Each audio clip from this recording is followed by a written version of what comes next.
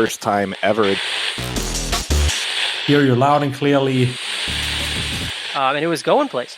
That stuff's great. But the game is not a roguelike. Boomer shooter.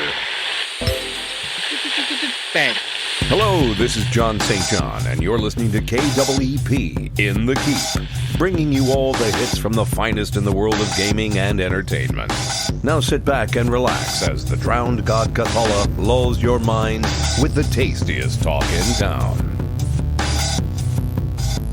Welcome to another chapter of In the Keep podcast. I'm your very own prophet of the drowned god, the Motherlode. The Keep is a collective of gaming enthusiasts compelled by the drowned god Cthulhu to frag and jib one another into oblivion for all eternity.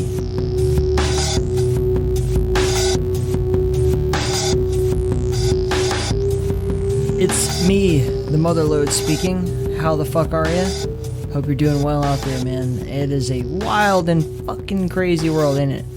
It is, more and more confusing every day. And you know what? I choose, personally, not to think about it too much. Because, I don't know, it stresses me the fuck out. So what do? I escape into this world of video games and socializing on the interwebs and just, hanging out with you guys, pouring my heart and soul into the work that we do here at the Keep. And, part of that is what I'm talking about right now. We are about to delve into a blissful and wonderful rocket ship of a conversation with Mahelyk, who is an incredible game developer. He has done a lot of cool shit. He's done 2 games now for the DreadX Collection series, DreadX Collection 1 and 2. He did for the first one, I believe the game was called Outsiders. We'll talk about that here in the interview, obviously. And also for the second one, Toy Shop. But he is, more importantly, working on SCP Blackout. We'll delve into, for those who don't know what SCP is, what that is, more in the interview itself. But, this guy is incredibly talented. I mean, if you've seen anything he's done, especially in the DreadX collections, he just stands out.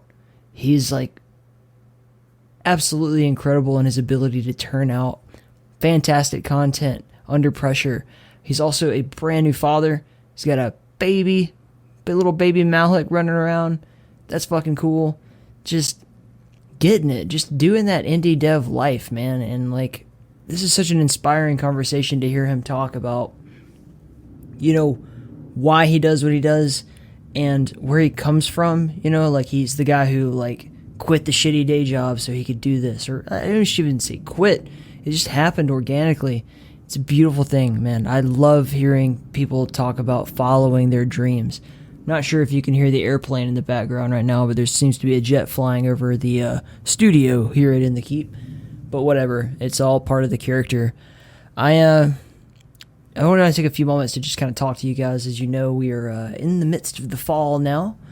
And every fall, the Keep does a Pigeon Classic annual FPS charity tournament. This will be the 3rd annual Pigeon Classic.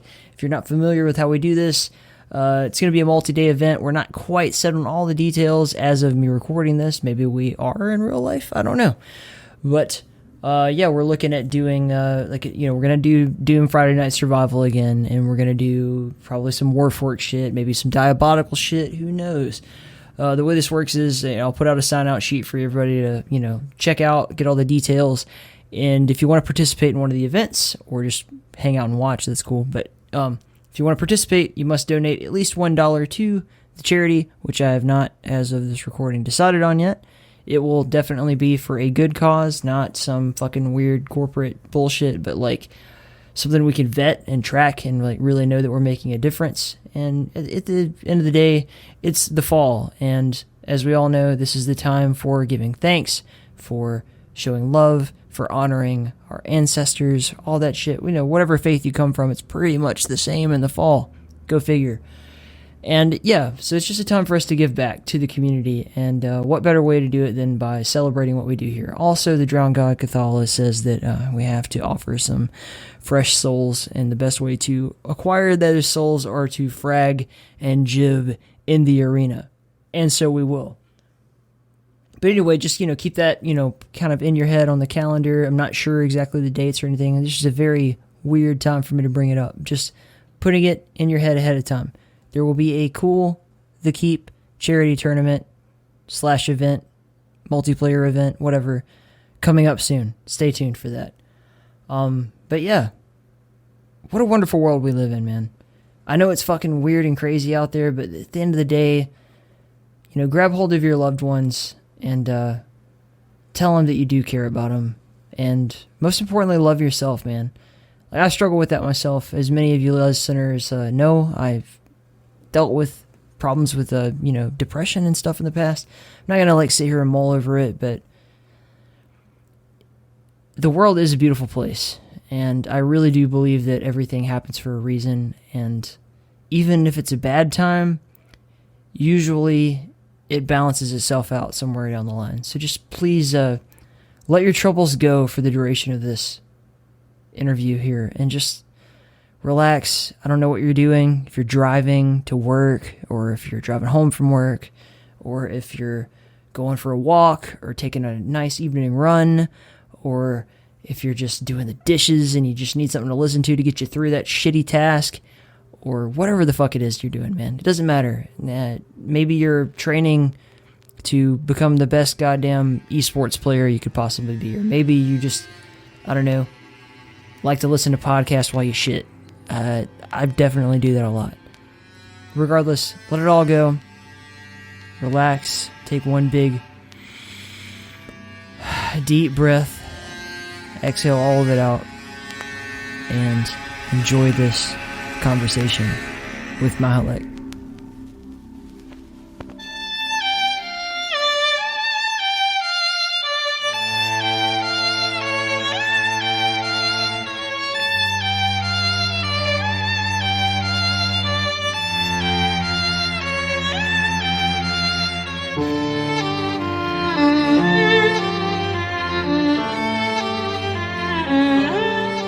I'm Mahelyk. Kyle Frost is my real name. Developed SCP Blackout pretty much as the solo dev so far. Although I'm finally opening up to a team. I've had a helper, Jory Stoltz, with writing and voice acting. He's pretty cool. I did Outsiders as a fully solo dev in a little 7-day time span. Toy Shop in the more or less in the 10-day time span, although it kind of got cut short because I had a kid recently. Got some other side projects, but yeah, that's, if you've heard of me, it's probably from one of those. I first heard of you through Ted's podcast for DreadX, which is Real Professionals. And that was right when he was ramping up to get the first DreadX collection out. So he sent me your game Outsiders as a, hey, press release, kind of hush hush, check this out. And then right after that, I recorded my first podcast with him, which we didn't air. We had to re-record it because I think it was 4 a.m. when I finished your game. I expected I'll be able to knock this out quickly. It's part of a collection. But yeah, long story short, Ted ended up just kind of having to walk me through it because it was way more than I was bargaining for. And that game was amazing. I knew from that moment, this guy has something special going on. If you could turn that out in, what was it, 7 days for the first one you said? Yeah. Holy shit. So how did you originally get involved in that project anyway? With DreadX? Yeah. I did PAX South earlier this year at the start. I had a booth for SCP Blackout, and that was pretty wild because I didn't really know if anybody would know SCP or SCP Blackout at that kind of event. Mm-hmm. So we were swamped the whole time for 3 days straight. It was really cool, but it was a lot more than I expected. But anyways, at some point during that, Ted came up dressed up in a suit and he was like, hey, can I interview you? I was like, okay. And then we did it, and then he was like, cool, thanks. And then he left. And I never really I don't think I really heard much on it. And then like months later, I got like an email, and he's like, "Hey, is that PAX? You remember the interview?" I was like, "Yeah." He's like, "Hey, I'm starting this cool experimental project thing where we take like a bunch of solo devs that we think have promise and give them like the 7 days to make a game." He's like, "Would you be interested?" And I was like, "Oh man, that sounds really cool." He's like, I've only worked on Blackout really. It's not even done, but I mean, I appreciate the opportunity. So then it just kind of worked out.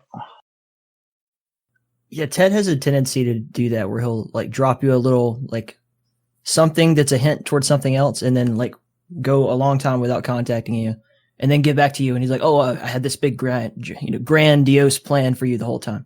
He's like some sort of Greek god almost. But so then, like Outsiders, I'm assuming you're like reusing assets that you sort of already have for other things with that, and also with the toy shop. Because it's like so complete. I couldn't believe when he said this was done in 7 days. Like, there's no way that he completed this from scratch that quickly. Yeah, there's no way. Like, since I, just kind of do it all on my own. Like, I don't really get into the modeling because that's such a time sink.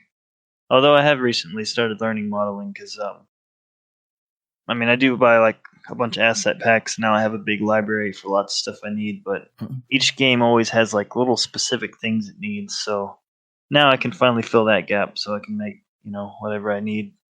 But yeah, so I just had a bunch of asset packs. Ended up buying a couple that are like house specific. And then, yeah, I just kind of put it together, edit the, the look. So it all fits cohesively, which I didn't quite get to with Toy Shop because I kind of, ran out of time. But in general, I can make the asset packs, kind of work together a little bit better.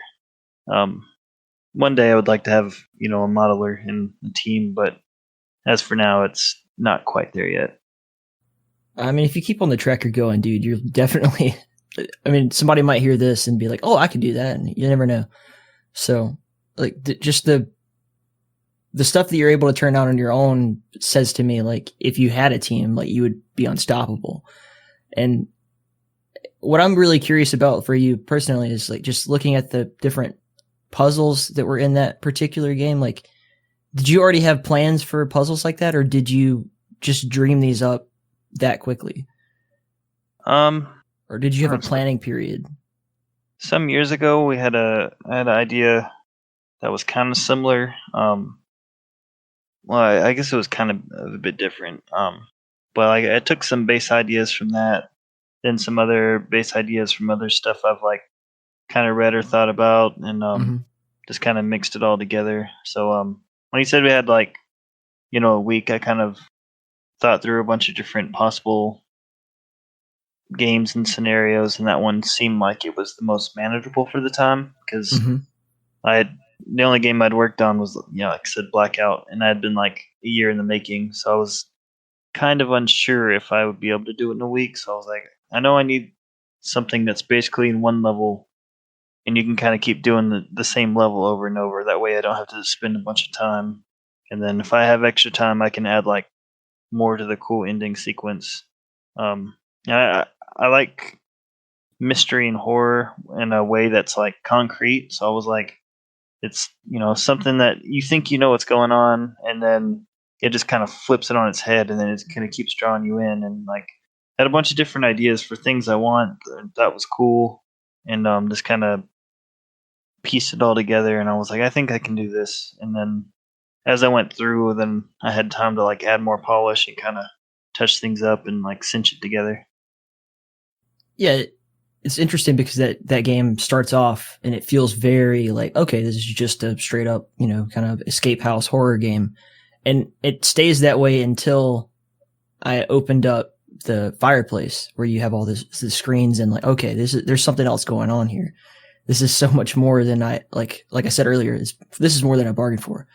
And because you have the keys laid around and you have like the, bloody messages and everything that are kind of like subtle hints as you, die and come back to life. And I think the big giveaway was that, when you die and are reborn, you have that screen that says like subject number or whatever, and you're kind of like told to like you get to learn from your previous victims. Like, did you have an influence that made you want to go that route with it, or was it just kind of born out of? Well, initially I knew I wanted to keep it changing, but then it was like, I mean, even as it stands now, it's kind of one of the biggest pitfalls. Is like people don't give it a long enough chance. So I was like, when they do die, I need the message to kind of like help them know that it's not quite done. And then I ended up coming up with a system where it has the text of you waking up and kind of hints that like you should keep going. But yeah, I generally find pretty polarizing reviews. It's like, oh, it was just the same old game. I'm like, oh, they didn't give it a long enough chance. They didn't even finish it. And there's other people who are like, whoa, that's really awesome. And then there are a few in the middle that was like, it was really cool, but it was so grindy that I didn't finish it. It's like saying The Lord of the Rings isn't a good enough book because I didn't finish it, though. Like, the kind of thing that you do, sort of, maybe it's not for the widest audience in the world, but it seems like it's definitely for the people that it's for, which to me is better. Like, I'd rather have a game that feels like it was perfectly made for me, that I have to work hard to achieve. It feels better to have gone through something difficult to reap the reward at the end than it does to just have it handed to me. That's kind of what this podcast has been about for a long time is, we have a tendency nowadays to expect games to kind of hold our hand all the way through. And for me, I would rather kind of revisit games of the past that require more of the player. It's more rewarding that way to me. It did start out even harder, and then Ted kept bugging me, like, this is a little too hard, or like, this is a little too hidden. I'd be like, I don't know. I guess, all right, fine. And I eventually toned it down. I do have plans for that's like Outsiders Part 1. There's like a Part 2 and Part 3. I have written out a plan that each have equally big twists, but kind of have to wait on that. But when I do eventually do that big project, I'm gonna smooth out the current game as it is. Will be mostly unchanged, although it'll be kind of polished and expanded a little bit, more with the mannequins, so they stay scary, and I don't know, a bunch of different little tweaks. But overall, it's gonna kind of mostly stay the same, but maybe be a little gentler to the initial players, I guess. So where did your kind of game dev story begin? Let's see. I kind of out of high school, I'd always kind of wanted to make games, but I didn't know anything about it. So I just kind of learned programming and then just try to make something, because I didn't even know what a game engine was. So I don't know, I failed a couple times, and then eventually I found a book that was takes you through start to finish on a simple game in Unity. So I did that, and I was like, okay, I kind of get it. And I kind of messed with Unity for a bit. I wasn't a fan of it. I went to CryEngine, and that was pretty cool, but it CryEngine was kind of dying, and then Unreal 4 first came out, so I immediately switched to that, and I've just loved Unreal ever since. And I just make a lot of little prototypes, little games I would want to play, which are usually building and survival games.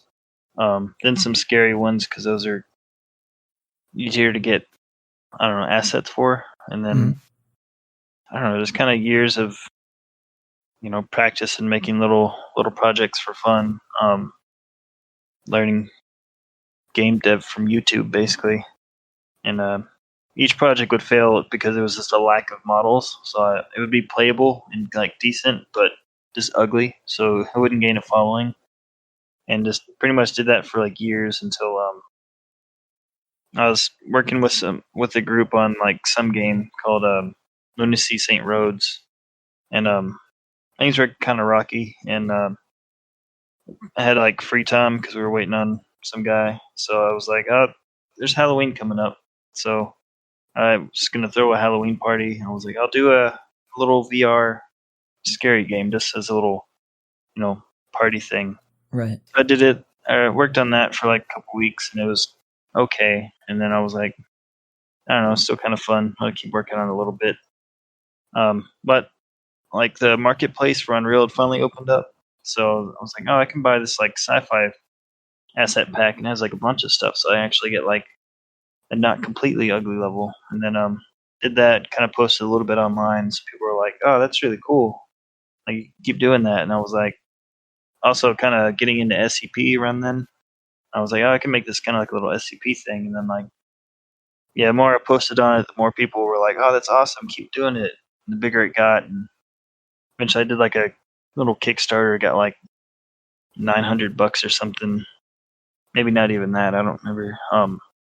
Then I bought like a good bit of asset packs to like boost it up, and then it just kind of kept snowballing bigger and bigger, and then I've just learned more and more. And then like COVID-19 hit, because I was an electrician the last couple of years, and then we kind of got laid off due to like lack of work. So I just worked on another Project Midgard.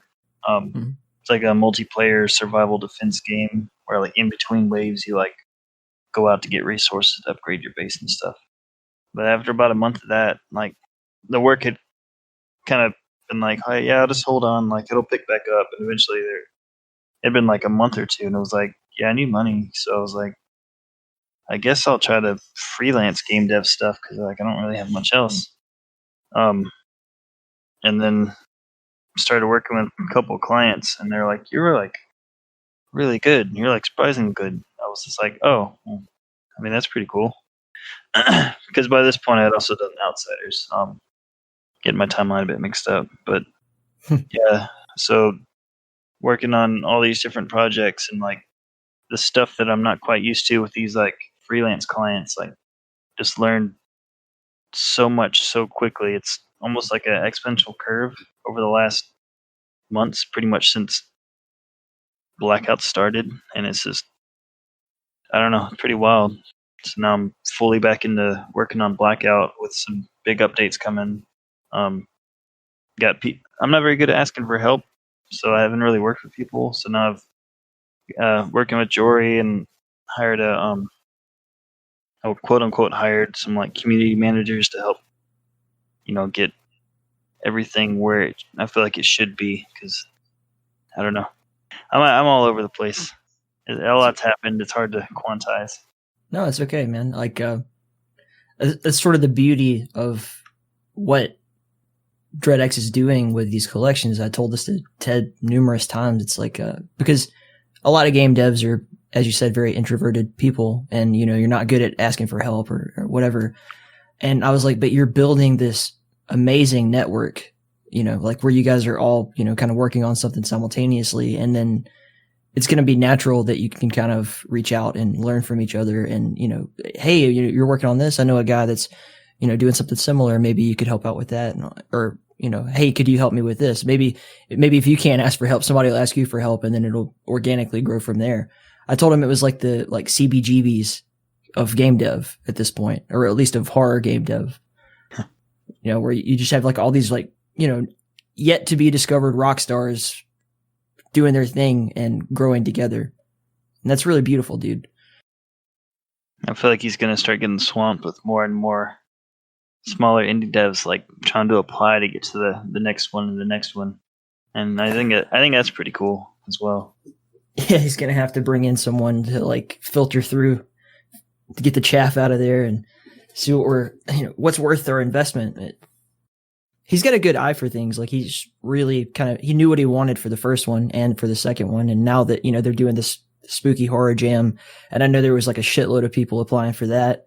So it's going to be fun to watch the whole thing grow over time. They just announced the third collection this year. Are you working on that one too? Or no, with the baby, he was like, yeah, thankfully they didn't even ask, because I wasn't going to be able to do that one. I was like, it feels nice to be able to like look at the Discord server and see them all working and be like, I don't have to deal with the stress this time. Yeah. We with Realms Deep, we kind of had a similar thing where like Fred was just, hey, find a bunch of indie games that kind of match the theme here. And by the end of it, now it's just like the Realms Deep and, Inner Discord is just this giant group of amazing developers that most of which I got to like hand pick, and I'm watching them do basically the same thing that I just said, you guys got to do. It's so cool, man. I was gonna say Realms Deep was really cool, although it kind of came at a bad time with the babies. So like, we had to send in a trailer. I had to send in an old one because I didn't have time to make a new snazzy one. But yeah, it was still a really cool event, and yeah, that was neat. Fred seems like a really, really cool guy. I don't know if it can all be laid on his shoulders, but it seemed like that at the time. It isn't. Yeah, he's got a really great team there at 3D Realms, and they had between like me, him, Alex, and Jahar, we got it done. And obviously, like there's way more going on in the background than you would see. It's just like you got to have the boss. So I thought working with him was such a great learning experience, and with Jahar too, and the whole crew. But yeah, your game was like immediately like I have to reach out to this guy because I was such a fan of like if this guy can do this in 7 days, what could you do? With a full time, years to make a project, and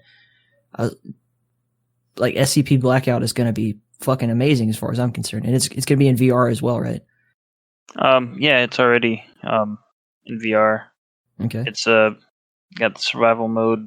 It's there currently, but trying to for Halloween update, I'm gonna like double the content and give it like a couple multiple endings, get it polished and closed off, so I can start the full story mode, but like fully organized and with all this new experience. So it's finally, it was pretty scattered before because it was like the original scope was basically that little horror VR game, and then as more people came and it got bigger and I got more experience, it just all these add-ons kept just kind of getting put on. I'd be adding a feature or something, be like, I'm kind of bored of this, I'm just gonna make a whole new level. So I just plop a whole new level on. So it just after the couple month break, when I came back, I spent I think 2 weeks just organizing all of the documents, everything in the game, I had like 32 sticky notes on my desk, so I like put all that on Trello and like just I spent the last like 2 weeks just making it all cohesive, fixed like 50 something bugs, and it's finally on track now. But yeah, it's got VR in it. So I need to spend like a week updating the VR bugs and add some new polish mechanics and stuff. But it's pretty cool so far. So for the uninitiated, which would pretty much include myself, can you kind of explain what SCP is to the audience? Because I feel like a lot of people are like, obviously it's got a huge following, but maybe not within my community. And I had a really good speech for that when I was at PAX, because I probably said that like 1,000 times. So SCP is kind of like a collaborative online community.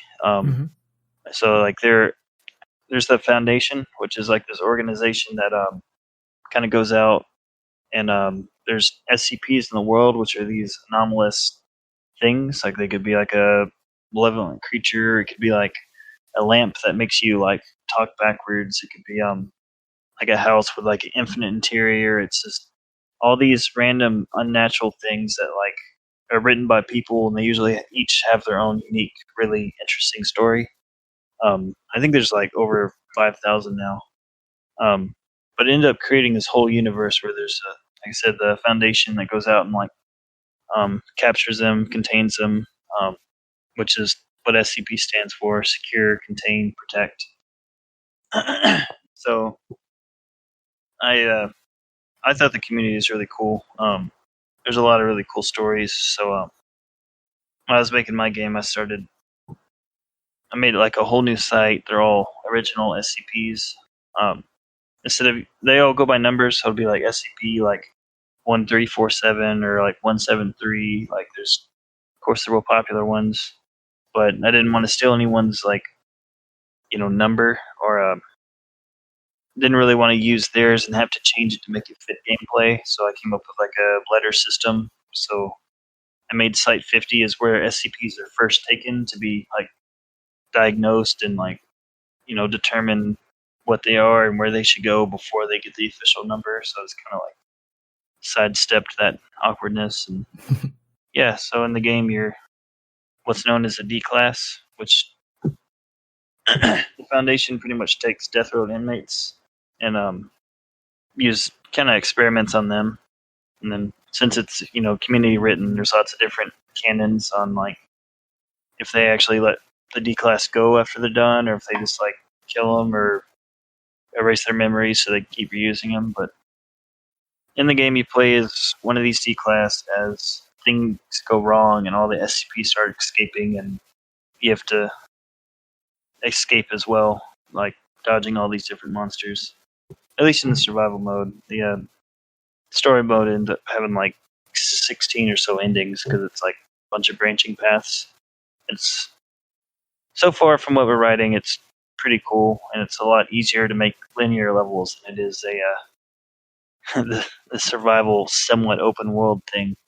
Yeah, there's a lot of cool stuff coming, and I got sidetracked again, so sorry. No, it's cool, man. It's think about it like it's tangential. It could go any direction you want it to. I didn't come here with notes. I'm not like, I have an agenda of like, these are the things I need to know from Mahelyk. I want to, like I said before we started recording, like we got to get to know you, the guy. And if you're a tangential person, then all the better. So the next tangent will be, when you're writing the story, like, are you solely writing this story, or do you have like people that you're collaborating with? Originally it was, and then Jory was he was a voice actor. He actually does all the voices almost in the game for all the different creatures. He's really talented. All right, here's another tangent. So Here we go. First was looking up for voice actors. I ended up getting to the point where I was choosing between two. Like there was one that was a bit more professional sounding and like a little cleaner audio, but like he didn't. I mean, he was just like, "All right, what's the job? I'll do it. All right, it's this much." And then there was Jory who was like, "Oh, SCP, like that's super awesome. Like I'm a big fan of SCP." And like he just like at the time his like audio quality is a little bit lower, but he like had that passion. I was like, I'm gonna go with him. So then working with him was super awesome, and he just kept like giving us all like, and then going beyond, and like ended up where I was just like, man, this guy's like super passionate about the work. So I just like ended up making him pretty much basically a partner, like a dev. Mm-hmm. Even though he's like hasn't even really gone in the engine yet. So he's super creative. He ends up coming up with like most of the stories for the SCPs. Like since we don't have a modeler, I end up having to go on the Acid Place and find what can be turned into an SCP, and we'll come up with general ideas together, and then I let him do the final writing because he's a better writer than I am. So in the end, I generally come up with most of the base designs for the story and different things, and like we'll kind of brainstorm back and forth, and then in the end, I let him do the fine details of the writing. So it's somewhat collaborative. I like to work with the Alexa.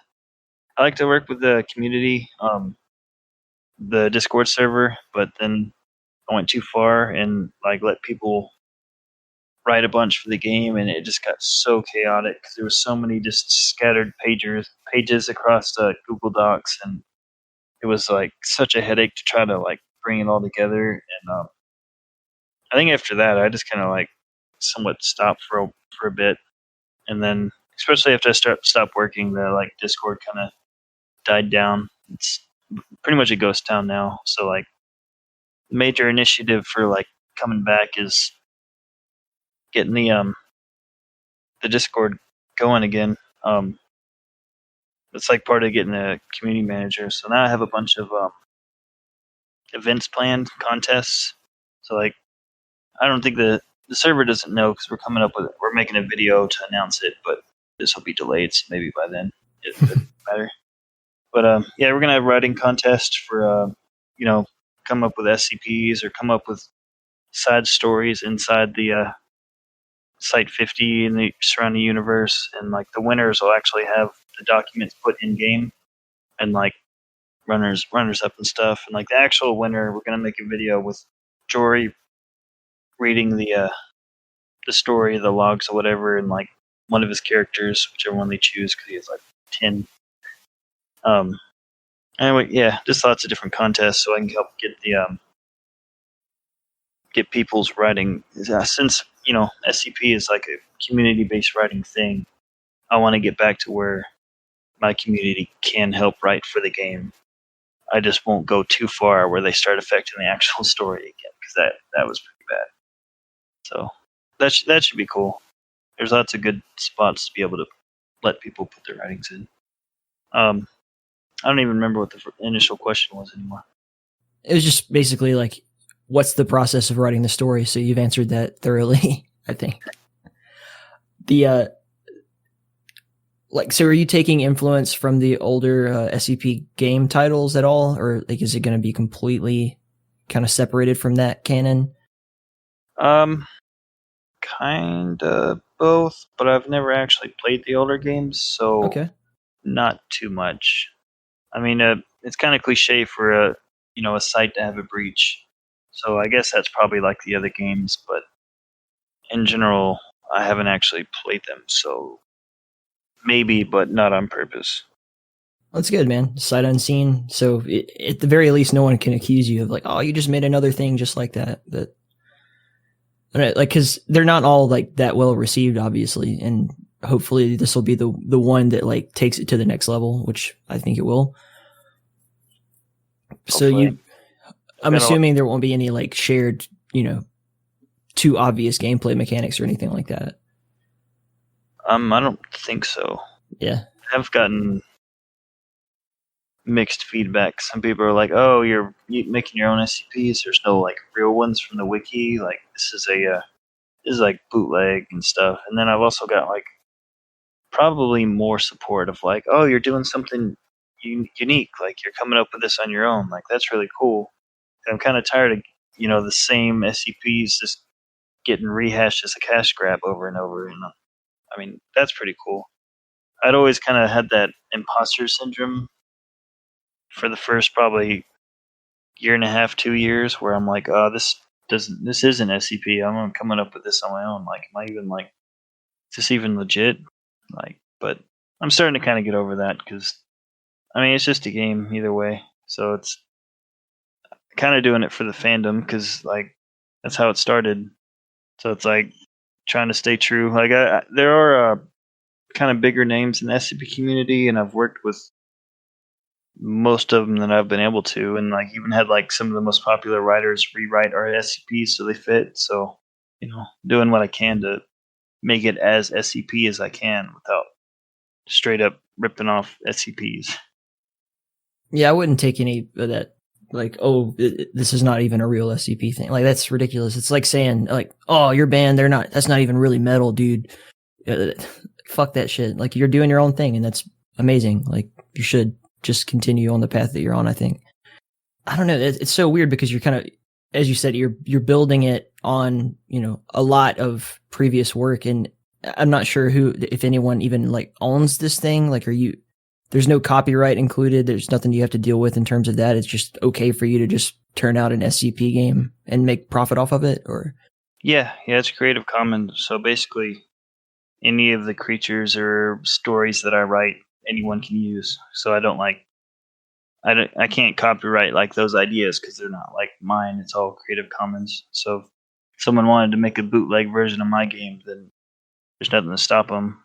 Unless they tried to actually like steal and resell my game, because then that's different, because that like violates Unreal Engine stuff. But yeah, so I mean that's kind of cool because that seems good. If someone wants to write a bunch of stories about stuff in my game, then that kind of adds weight to the stuff in my game. I feel like.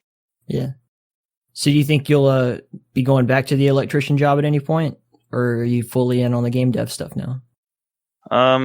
So far, fully in. I mean, I've got clients on long-term games, and seem to be going pretty well. And if they turn into real things, and maybe that turns into a studio or something. I don't know. I've got kind of more work than I have time for, so hopefully that would stay on as a lifetime job, or eventually get a real studio position or something. I definitely prefer it because it's like a dream job, and feel like I'm pretty good at it. But I keep learning so much every week that it's like maybe I don't actually know as much as I think because there's so much to learn. You'll just keep learning and you'll build on it. It's funny that you mentioned it. Before I got to where I am now, like when I was maybe 19, 20, somewhere in that area, I was an apprentice for an electrician, and like loved the guy I worked for, but fucking hated crawling around in hot attics and getting electrocuted every day. And I don't know, I remember like when I just decided like this is not my life path and started working on, figuring out what I wanted to do. You were lucky that you like already kind of had like another thing that really worked for you. Like I want to be a game dev, and that's awesome. I'm really glad that it's starting to become like a full-time gig for you, man. It's, if you can keep it going where you solely kind of work for yourself and take on contracts, like I don't know what your total end goal, end game is for that, but that's a really fucking awesome freedom you have to kind of pick and choose and decide. Because if you ended up working for a studio, at some point it's going to become like maybe more than you want to deal with. Yeah, I have kind of worried about that. The horror stories I've heard with those like big AAA studios where it's like you're just you're in a machine doing like 60 hours a week because you're permanently behind schedule. I was like, oh, that kind of sucks. And it's like you don't even get to put your passion into it because there's always higher ups kind of everything's already pre-planned. So, I mean, I'm pretty skilled as a programmer, but I think the fun part is the designing. So it's like, if I can't do that, then I don't know. Probably better than being an electrician, but it also kind of sucks. When I talked to Chuck Jones, he was talking about how like he went through the full journey from working on Duke Nukem and shit like that in the 90s to then working at Valve and then working for a bunch of like Warner Brothers and shit like that. And he said that you kind of get hired to do a specific task, and if that specific task isn't really your goal, it's like this feels like it's not worth even doing for me anymore. He had really an amazing story about like how he was just working on orc armor for like the Middle Earth games, right? And so then when he was ready to like kind of leave that job, he realized that his palette, everything that he had to show off was just like orc armor, and he's like, what's the fucking market for this? And luckily he made his way back to 3D Realms, and he said he had to kind of relearn what it was like to have so much freedom and and work on this old school stuff that he kind of started with instead of this really specialized thing. And at some point he was just managing people. He wasn't even like actually creating artwork anymore. And I don't know. I don't ever want to be in that position. Like, not to say that I wouldn't, run a podcast for somebody, but I definitely wouldn't want to do anything that compromised my ability to like, do what I love. Yeah, I totally understand. That's why I feel I'm not super worried because I can always do a day job and just do what I've done for the last 7 or 8 years and just make games on my own in my free time. It's slower, but I mean, I can always do it. I just don't have any free time. Yeah, hell is like probably an office building with fluorescent lights and some task that it's just like repeated over and over again that you don't want to do. So I'd say just hold on to your freedom as long as you can. Yeah, I don't mind that. Like that, or if I did do a studio, I would prefer it to be a smaller studio. So it's like you still have the freedom to do what you want, and hopefully it doesn't get too big. Or, I mean, the one hope is one day start my own studio. So then, I can still do whatever. As That's long as what it I was gonna say. End up like Facebook, where it's like you're so big you don't even get to do the stuff anymore. Now you're just running people. It's not exactly a fear, but it's like if it did end up actually somehow magically working out that way, that would be something I'd kind of worry about. Is where it's like I don't even get to do the job anymore. Now it's just the company. So, Toy Shop was so unexpected from what I was like. I played Outsiders. I knew kind of what was going on with SCP, and then I was like, all right, cool. This will be something similar to that. And like, what the fuck? So it is so cool, dude. I love one of the best scenes in the whole game is when you're kind of you make it to the area where you have to, get the body part upgrades and everything. And I love how it kind of glitches in and out of reality. And you're like, it was so fast on my first playthrough that I really didn't catch a lot of it. And when I went back to it, I was like, oh, that was so cool and subtle. But then there's this scene where you're walking and this wall passes between, and the toy shop owner goes from being, who he is, kind of, I don't know. Maybe you can explain how this works a little bit better, but like, I guess whatever chip or program is in the protagonist's head, and then he turns into this fucking alien devil thing and then goes right back into it. And it was like, man, this is such good storytelling all the way through. Yeah, I really appreciate that. The toy shop was such a mess. I mean, everything's a mess, but it could be a beautiful mess. Like, that's what you want. Like, chaos is kind of natural. So if there weren't a bit of it, then it wouldn't really feel, I don't know, right. That's true. So, I don't know, like, was this an idea that you'd had for a while, or did you just, like, spring it up on the spot? Like, I don't know, like, I gotta make a new game. Like, how did that work out for you? Yeah, pretty much. It was more of a, like, I'd done Outsiders and Blackout, and I knew what I was pretty good at, and I was like, I don't get to do new projects all that often, so like I want to try something new and just experiment with some kind of gimmicky mechanic or something. So kind of had the idea for being small in this big world, and like being able to shift between like side scroller, and I had a bunch of other mechanics that like planned where like you got more upgrades and had more abilities, and I think I'd work like probably 4 or 5 days on it and got into the jump mechanic part, and I was just like, none of this is even like remotely scary. Like, this just, it is what it is, but it's for a horror game like this. I don't think this fits the cut for what I want. So then I scrapped like all the rest of the mechanic, or all the rest of the plans, and spent like 3 days just making the whole factory level. Like just all of that just came in like at the end. Yeah, and I found out I'm not very good at platformers, because that is, to me, that's like one of the weakest sections, like mechanic wise. Like, it was a mess. And then we had like the baby shower, so I had to like cut out early to go to that, and like it just, overall, it's probably one of my weaker projects. I think it turned out okay, but it's definitely not my best. So it's like, I don't quite cringe every time I think about Toy Shop, but it's like, it's there. I don't know. Maybe I'm just weird. Like, I have a tendency to really not be critical. Like, it's not like I don't see things that I don't like or whatever. It's just that I appreciate art so much or I guess I should say, I appreciate the artist so much that I'm willing to look past a lot of things, or like even probably not notice them, to just enjoy the ride. And so, like, when you mentioned the platform section being kind of weak, like I ran into this bug like really early on where it was supposed to turn, into the kind of the isometric view of the platforming, or the side scrolling kind of portion, and it didn't. It stayed first person. and I was really confused. And then on my second playthrough, it worked out perfectly. I don't know if that was like a bug fix or whatever, but regardless, but the overall story to me was just like amazing. Like, I really liked it, and I don't know, you can feel differently about it if you want to. I don't really care. But it was just like going from where you start out to the juxtaposition of the factory level was just like insane. I was like, this is so cool.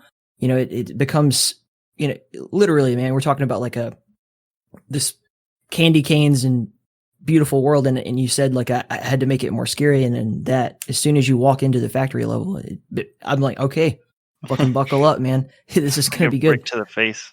Yeah, it's so like that transition happened at the perfect time. And regardless of how you feel about it, you learned a lesson, obviously. Yeah, no more platforming. I thought it was dope. I liked that. I liked that it was a mechanic that carried through to the rest of it because I forgot at a certain point. In fact, I think I messaged you when I realized that there was no save and I had turned the game off and was going to come back. Yeah. I was going to fight the. There's that room with the giant robots and the little minion robots, and you have to hit all these switches, and then there's the zombie monsters on top of each platform, really fucking difficult. For me at the first playthrough. The second playthrough, I got through it pretty fast, but I got, that's where I had left off, and I had to come back and replay up to it. And it was amazing to me because I really take, I was exploring every little detail, taking in every little piece of dialogue, and it took me probably a couple hours to get to that point in the first place. The second playthrough, I didn't waste my time, got there as quickly as possible. And I don't know, man, that was just such a cool, well-designed area, having to hit all those switches. But I had forgot at that point that I had the double jump. I was being bombarded by enemies and I was just trying to run around them. And I was like, why am I not double jumping? And it occurred to me really quickly. And then by the time I got back to that room, obviously you have to do it to get onto the switches. And so it came back to me and I was like, oh, fuck, man. Why? So I'm glad that you had that. And I'm glad that you played with it a little more. It was even though it was a rough section, the side scrolling part of it, it pays off in the end because you get to use that superpower for other things. It's rewarding. That's cool. Cool to hear. 'Cause I don't see it from the outside. I just see all the things that I had planned for it and weren't, and the things that I felt like I taped together that sometimes end up being people's favorite part. So it's hard for me to see what it is when I see kind of, I don't know what actually was gonna be there, I guess. Once, as an artist, you'll never see anything as complete, right? You're gonna eventually publish and walk away from SCP Blackout, and you're gonna probably say the same shit, I don't know, I could have done better, but it's all in the eye of the beholder. The person looking at the painting is going to see what they see, and if they don't like it, fuck them. If they do like it, then hell yeah. And for me, I like Toy Shop. I thought it was fucking awesome. That was I appreciate that. It blew my mind. Literally, I still can't believe that you're capable of doing what you're doing in short periods of time. I did like the twist ending, or at least I like watching YouTubers play the twist ending when they haven't guessed it. Have you thought about what your game looks like in both the DreadX collections compared to the other games? A little. I do think it was probably near the top on the first one, but I feel like it was kind of middle of the pack of the second one. That Sucker for Love, Sucker for Love is awesome. Just the polish, and it's oh man, that looks like a real game, and mine looks kind of hacked together. Mine looks like an asset flip, I think. Well, for me, in the first DreadX collection, it was Outsiders, and I really liked Torpil Duke's game too. Hand of Doom was just that's right up my alley. But the thing is that, there are all these kind of sort of low poly, shorter experiences, which are all great. I'm in the business of that. But then your game kind of wow, this could be I could see AAA potential in this. It looks, and the mechanics are so much more advanced than a lot of them that it was weird. That's because I don't have to spend time making assets, I think. Yeah. Even if it is low poly, they still... Yeah, I think it gives me, an extra day or something.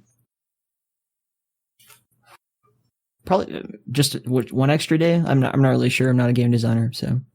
Yeah, I don't make models, so... I just, based on their speed, I see them, making some assets, and I'm like, that... I mean, that's some advantage, at least. I loved... Squirrel Stapler, man. I just couldn't believe how well it works, even though the squirrels are just these little pictures of squirrels moving with no animation and shit. It's just that's what Dave does though. He's hilarious. I don't know if I was a fan of Squirrel Stapler, just because the ending was my favorite experience out of all of DreadX 2, but the first 40 minutes were a bit dull to me. So it's like, I don't know. For me personally, I was like, just the payoff versus the time. Like if it had been like half the time, it would have been good. But at the end, I was just kind of like, all right, I'm just kind of ready. But then that ending, just like, I think that was the only time I screamed out of like the entire collection. Yeah, genuinely my favorite moment out of all of it. But just the time before then, it was a bit dull. I like hunting games, so like I used to play like Cabela's Big Game Hunter and shit like that. I never play them. They're just hunting. The thought of hunting just bores me to death. Even just sitting, I can't. I have so much to do. I can't just sit in the woods. It's weird. It's like meditating, really. Like you spend so much time kind of, alone and planning and, moving towards an eventual goal. It is it's a slow going thing, but I enjoyed that portion. I wish David would make a full on fucking hunting game, honestly, even if it were exactly that low poly. I had a great time playing it, but I get what you're saying. Like if it had been a bit shorter and like you get to that payoff a little faster, or if there'd been, maybe more payoffs kind of in between. I mean, to counter that, I don't think there's any hunting game that would probably appease me in general. There could be like I count that against him specifically. That's all right, man. Different folks, different strokes. Yeah. So, like, before we get out of here, any other like plans for the future? Are there any other projects that you're working on that you can talk about, or is it all NDA type shit? The two big ones that I'm working on are NDA. They seem pretty good. Excited, even though for both of them, I'm pretty much the only like in-engine dev for the most part. Mm-hmm. And one of them, we do have a animator, and he's pretty good. I learned a lot about animation stuff, and then I went back and applied that to Blackout because I wasn't super strong in that area. So that was cool. No, Project Midgard's on hold because I want to finish Blackout first, and then Blackout is going to have a really big update. Yeah, around Halloween time, and then whatever I didn't get by then will be for a Christmas update, and then intend to officially start the story in January. I feel like that should go pretty quick since linear levels are a lot easier than open world. And then the only other updates, I guess, or events would be doing a bunch of community stuff on the server, which should be pretty normal, but kind of neglected it. So, yeah. And then we're planning out some total major overhaul of Patreon because I basically ignored that for 2 years because I forgot about it. That should be cool. We're gonna have lots of neat, actually, like genuinely pretty neat rewards. Because then, if that takes off, then I can actually hire concept artists and modelers. But that's a pipe dream. I probably won't get that far, but one can hope. I don't know. Definitely make that a priority, dude. Lots of little things. Lots of big stuff coming, but little steps now. I'm looking forward to watching you go on the journey, dude, and I can't wait to see the finished product and everything else that comes out of you in the future. Yeah, I really appreciate that. I really appreciate you having me on. This has been really cool. It was such an obvious, easy choice for me to make.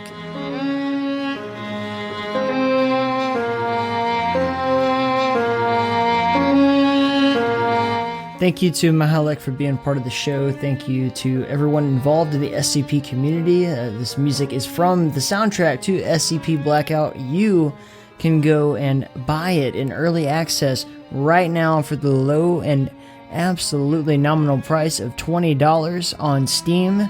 I'll provide a link in the show notes. Definitely consider doing that. It's going to be a fun fucking ride, man. Seriously, just to watch this game grow is going to be poetry in motion. And let's see, I'm not going to read Patreon supporters because I did that last episode, but I will say thank you to everyone who does support. Thank you to you for listening. As always, like the most important thing you can do, like forget about giving money if you can't or you don't want to or whatever. It's not important. What's important is that you're here listening to the show. And if you do enjoy it, the best thing you could possibly do for us as a community is to share it with other people. So please consider doing that. Head on over to inthekeep.com. You'll find all the information you need to see. Join us on Discord, follow us on Twitter, or whatever. Doesn't matter, man. We just love you. We're happy to have you here. Thank you to everyone. Please take care of yourselves. And until next time, I bid you to please stay in the keep.